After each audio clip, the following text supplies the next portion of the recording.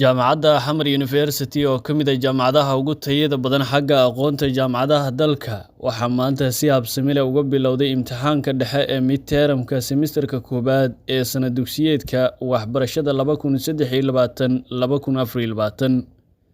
ardayda kulliyadaha kala duwan ee jaamacadda Xamar University oo uu ka muuqday diyaar garow xoogan ayaa u fariistay imtixaankii maanta. xubno ka mid ah maamulka sare ee jaamacadda ayaa kormeer ku tagay xarunta jaamacadda si ay ugu kuurgalaan habsami u socodka imtixaanka iyaga oo u rajeeyay ardayda guul iyo mustaqbal ifaya. jaamacadda Xamar University ayaa ka mid ah jaamacadaha ugu tayada badan xagga aqoonta iyadoo jaamacadda sidoo kale qayb ka ah horumarada waxbarasho ee dalka ka jira. anigoo ah madaxa xafiiska xiriirka arrimaha ee bulshada ee jaamacadda Xamar waxaa maanta ay taariikhda ku beegan tahay 9 bisha 11aad 2023 waxaa si habsami leh inagu bilaabmay imtixaanka dhexe midterm exam sanad waxbarasheedka 2023-2024 dhammaan kulliyadaha kala duwan ee jaamacaddu ay bixiso. waxaan u rajaynayaa dhammaan ardayda